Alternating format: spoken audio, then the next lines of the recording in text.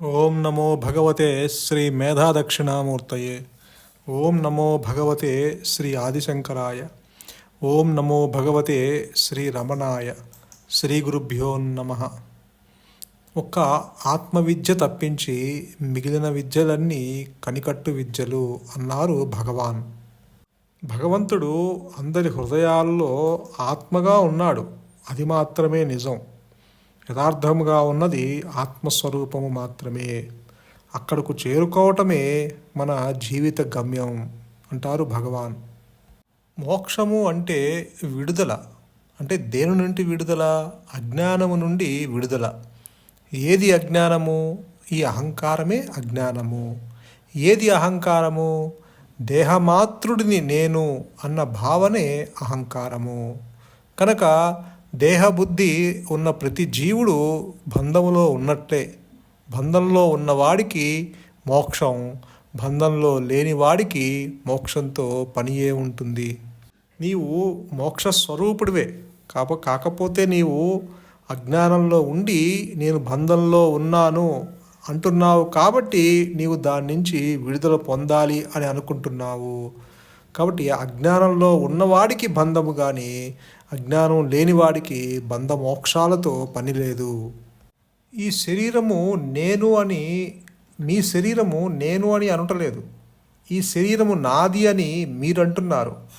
మీ లోపల నుంచి ఆ నాది నేను అనేవాడు ఎవడో మీరు కనుక తెలుసుకుంటే ఈ చావు పుట్టుకల వలయంలో నుంచి బయటపడతారు. నిజానికి ఆత్మ తప్ప అన్ని లోకాలు అసత్యమే. కానీ మనము భగవంతుని కోసం హృదయాన్ని విడిచిపెట్టి అన్ని లోకాలు వెతుకుతున్నాము. అందుకు భగవాన్ అంటారు, నీ మనస్సుకు పుట్టినిల్లు హృదయము, అత్తవారిల్లు శిరస్సు. మీ మనస్సుని పుట్టింటి దగ్గర ఉంచుట మీరు అలవాటు చేసుకుంటే అది కాస్త అణుగుతుందేమో కానీ అత్తవారి ఇంటి దగ్గర ఉన్నంత కాలము దాన్ని మీరు గ్రహించలేరు అంటారు. అణిగిన మనస్సే మీకు నిజమైన మిత్రుడు. మీ మనస్సును నిగ్రహించుట మీకు కష్టం కావచ్చు, కానీ ఈశ్వరునికి కష్టము కాదు. భగవంతుని పట్ల భక్తి ఒక్కటే మనస్సుని శుద్ధి చేస్తుంది. మీ మనస్సు నిర్మలమైతే మీకు ప్రాపంచిక వాసనలు వచ్చినప్పటికీ అవి పలచబడి రాలిపోతూ ఉంటాయి. అందుకే భగవాన్ అంటారు, కష్టాలకు మీరు కృంగిపోనక్కర్లేదు. అవి ఈశ్వర ప్రసాదాలు. అవి మీ మనస్సుని అంతర్ముఖపరిచి పునీతులను చేస్తాయి. ఎదుటి మనిషి మీ మనస్సుని కష్టపెట్టే మాటలు అంటున్నాడంటే మీ మనస్సులోని లోపాలను తొలగించుటకు ఈశ్వరుడే మిమ్మల్ని ఆ మాటలు అనిపిస్తున్నాడు కానీ వాళ్ళు ఎవరు అనటానికి. ఎదుటి వాళ్ళు మీకు చేసిన ఉపకారం గుర్తించుకోండి, అపకారం మర్చిపోండి.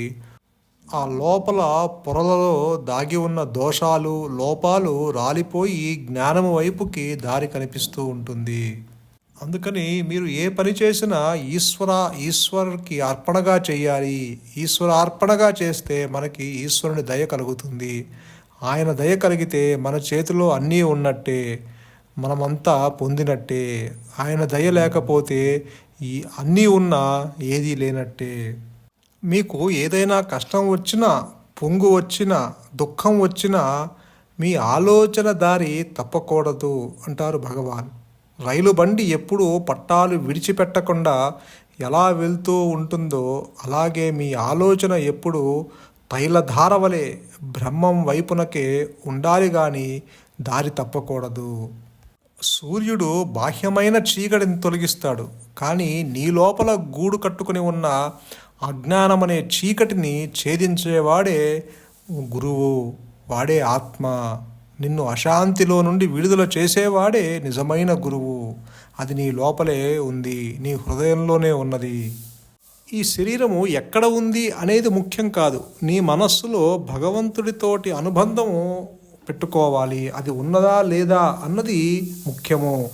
నీ మనస్సులో ఈశ్వరుడితోటి పెట్టుకున్న అనుబంధం సహజమవ్వాలి. సందేశం ఎప్పుడు నీలోనే ఉంది. నీవు నిర్మలంగా ఉంటే నీ హృదయమే చెప్తుంది. నీళ్లు నిర్మలంగా ఉంటే లోపల ఉన్న వస్తువు మనకు కనపడుతుంది. అలాగే మన మనస్సు నిర్మలంగా నిశ్చలంగా ఉంటే లోపల ఉన్న వస్తువు నీకు తెలుస్తూ ఉంటుంది, సందేశం కూడా నీకు అందుతూ ఉంటుంది. లోపల నుంచి నీకు ఆ హృదయంలో నుంచి ఆ యొక్క సందేశం నీకు అందుతూ ఉంటుంది. ఎందుకంటే నీవు హృదయంలో నీ మనస్సు హృదయాభిముఖంగా ప్రయాణం చేస్తూ ఉంటే, అంటే నీవు హృదయంలో బతుకుతూ ఉంటే లోకంలో 90 గొడవలు జరిగినా అవి ఏవి నిన్ను ముట్టుకోవు, వాటి స్పర్శ నీకు తగలదు. హృదయంలో బతుకుతున్నప్పుడు గుణాల ప్రభావం తగ్గిపోతూ ఉంటుంది. హృదయంలో వాడు అనుభవిస్తున్న శాంతి వలన గుణాలు వచ్చి వాడిని ముట్టుకున్నా వాటి మీద ఆకర్షణ కలగదు. అవి అలా వచ్చి వెళ్ళిపోతూ ఉంటాయి. వాడు గుణాతీతుడవుతాడు. మీ దేహానికి సంబంధించిన బంధువులందరూ వ్యావహారిక సత్యాలే. వాళ్ళేమి నిజమైన బంధువులు కాదు, నిజమైన స్నేహితులు కాదు. ఆ వ్యవహారం అలా నడుపుకోండి. కానీ మీ నిజమైన బంధువు ఎవరంటే, మీ నిజమైన స్నేహితుడు ఎవరంటే నీ లోపల ఉన్న ఆ పరమేశ్వరుడు, ఆ హృదయంలో ఉన్న ఆ ఆత్మే నీ నిజమైన బంధువు. ఈ సత్సంగాలు, ఈ యజ్ఞాలు, ఈ పారాయణలు ఇవన్నీ మన హృదయంలో ఉన్న సత్యాన్ని అర్థం చేసుకోవటానికి, మన బుద్ధిని సమాయత్తం చేసుకోవటానికే ఈ సత్సంగ సమావేశాల యొక్క ప్రయోజనం. అంతేకాని శాస్త్రాలు, పురాణాలు, ఇతిహాసాలు లేకపోతే సత్సంగాలు ఇవన్నీ నీకేమీ ఆత్మని అందించలేవు. నీలో ఉన్న అడ్డంకులను తొలగించుకుంటానికి వీటిని మనము ఉపయోగించుకోవచ్చు. వాటి వల్ల ప్రయోజనము నీకు ఆ బుద్ధి సూక్ష్మత, వివేక విచక్షణ ద్వారా ఏది సత్యము, ఏది అసత్యము, ఏది నిత్యము, ఏది అనిత్యము, ఏది శాశ్వతము, ఏది అశాశ్వతము అన్నది నీకు కొంత అవగాహన ఏర్పడటానికి ఇవన్నీ ఉపయోగపడతాయి. ఇవన్నీ ఆ గురువు చెప్పిన వాక్యాలు, భగవాన్ చెప్తున్న వాక్యాలు, గురువు గారు చెప్తున్న వాక్యాలు, మరి ఏ ఇతర సత్పురుషులు చెప్పిన వాక్యాలు, భగవంతుని వాక్యమునందు విశ్వాసం గనక మనకు కుదురుతూ ఉంటే స్వరూపాన్ని మనకు ఇస్తాడు. అదే జ్ఞానము. మనస్సుతో నీవు భగవంతుని నీవు తెలుసుకోలేవు. మనస్సు అణిగిన చోట భగవంతుడు మనకు స్వరూపంగా వ్యక్తమవుతున్నాడు. ఆత్మని నీవు మనస్సుతో కానీ, ఇంద్రియాలతో కానీ, బుద్ధితో కానీ, నీవు ఒక కంటితో కానీ ఏదో ఒక వస్తువుని చూసినట్టు ఆత్మని చూడలేవు. ఏదో ఒక వస్తువునికి తెచ్చుకున్నట్టు ఆత్మని తెచ్చుకోలేవు. అంటే ఏదో ఒక వస్తువుని తెలుసుకున్నట్టు ఆత్మని తెలుసుకుంటాం కుదరదు. కాబట్టి అది నీవు తెలుసుకుంటే వచ్చేది కాదు. నీవు అంటే అది వ్యక్తమైనప్పుడు ఇక నీవు ఉండవు. అది తనకు తానుగా తెలియబడుతుంది. నీవు తెలుసుకునే వస్తువు కాదు ఆత్మ. నీకు నాకు ఈ సృష్టి అంతటికీ ఆధారంగా ఉన్న వస్తువు ఒక్కటే. అదే బ్రహ్మము, అదే ఆత్మ, అదే మౌనము, అదే గురువు. ఆ బ్రహ్మంతో మనం ఒకటి అవ్వాలి. అదే మానవుడి జీవిత లక్ష్యము. ఎద్దు కదిలినప్పుడు బండి చక్రం దాని వెనకాల ఏ విధంగా వస్తుందో, మనిషి వెంట నీడ ఏ విధంగా వస్తుందో, అలాగా నీవు కర్తృత్వ బుద్ధితో పనిచేస్తూ ఉంటే ఆ పని వలన వచ్చే ఫలం నీ శరీరం మరణించిన తరువాత నీవు ఏ లోకంలో ఉన్నా ఆ కర్మఫలం నిన్ను వెంటాడుతూ ఉంటుంది. అందుకని భగవాన్ ఏం చెప్తారంటే, నువ్వు ఎంత నిషేధించినా ఏది జరగాలో అది జరగక మానదు. నువ్వు ఎంత ప్రయత్నించినా ఏది జరగకూడదో అది జరగదు. ఎందుకంటే అన్ని పనులు నీ ద్వారా చేయించబడుతున్నాయి. నువ్వు ఒక ఉపాధివి మాత్రమే, నువ్వు ఒక పనిముట్టు మాత్రమే అని గ్రహించు. అంటే ఈ జీవుడు ఆత్మ చేతిలో ఒక పనిముట్టు అని గ్రహిస్తే చాలు. పొద్దున్న లేచిన దగ్గర నుంచి ఇదంతా అసత్యము అని గ్రహిస్తే చాలు. ఇదంతా కలలాంటిది అని నిరంతరం ఆ భావనలో ఉంటే చాలు. అందుకని వీడు కనుక కర్తృత్వాన్ని నెత్తి మీద వేసుకుంటే ఇక అవి ఆ యొక్క ఫలితాలు ఒక చిన్న వాసనైనా చాలు నిన్ను మళ్ళీ జన్మ తీసుకురావటానికి అంటారు భగవాన్. అందుకని నీవు ఆ కర్తృత్వాన్ని నెత్తి మీద వేసుకోవద్దు. భగవంతుడి మీద భారం వేసేయి. ఆయన నీ బరువును మోస్తాడు. నీవు నిశ్చంతగా ఉండు, నిశ్చలంగా ఉండు, నిర్మలంగా ఉండు. నీవు ఎప్పుడైతే ఆ పరమాత్ముని, ఆ నిరాకారమైన ఆత్మని నీ హృదయంలో ఉన్న, అంతటా వ్యాపించి ఉన్న ఆ ఆత్మని గనక నీవు ఆశ్రయిస్తే, అంటే భగవంతుణ్ణి స్మరిస్తూ ఉంటే ఆయన కృప కలగజేసి మనలో ఉన్న వాసనల్ని నశింపచేస్తాడు. చావులేని వస్తువు, ఆనందమును కలగజేసే వస్తువు, నిత్య వస్తువు నీ హృదయంలో స్వయంగా ప్రకాశిస్తుంది. ఆ వస్తువు గురించి శ్రవణం చేయండి, మననం చేయండి. విషయమును, భగవంతుడు చెప్పిన వాక్యము శ్రద్ధగా విని మననం చెయ్యండి. మననం చేస్తే అది మీ సొంత అనుగ్రహం చేత అది మీ సొంతమవుతుంది అంటారు భగవాన్. గురువు అనుగ్రహము అతి ప్రధానమైనది. ఇక్కడ గురువు యొక్క ఒక్క చూపు చాలు మనం బాగుపడటానికి. అది శవము చూసే చూపు వంటిది కాదు, శివుని చూపు లాంటిది. నీవు ఏ జన్మలో ఉన్నా నీ మనస్సు పక్వమునకు వచ్చే వరకు ఆ చూపు తరుముకొని వెళ్తూ ఉంటుంది. నీకు తెలుసున్నా తెలియకపోయినా నీ హృదయంలో నేను అంతర్యామిగా ఉన్నాను. నన్ను శరణాగతి చేస్తే నిన్ను మాయలో నుండి విడిపిస్తాను. నా అనుగ్రహం లేకుండా నువ్వు మాయలో నుండి విడుదల పొందలేవు. నన్ను శరణాగతి చెయ్యి అంటారు శ్రీకృష్ణుడు. అంటే నన్ను శరణు చచ్చిన వానికి ఈ మాయ దారి ఇస్తుంది. నన్ను అంటే ఇక్కడ ఈ యొక్క నీ హృదయంలో ఉన్న ఆ నేనుని, ఎవరైతే ఆ నేనుని గనక శరణు చెందుతారో వాడు అనుగ్రహం చేత ఈ మాయలో నుండి విడుదల పొందుతాడు. వాడి అనుగ్రహం లేకుండా నీవు ఈ మాయలో నుండి ఎప్పటికీ విడుదల పొందలేవు.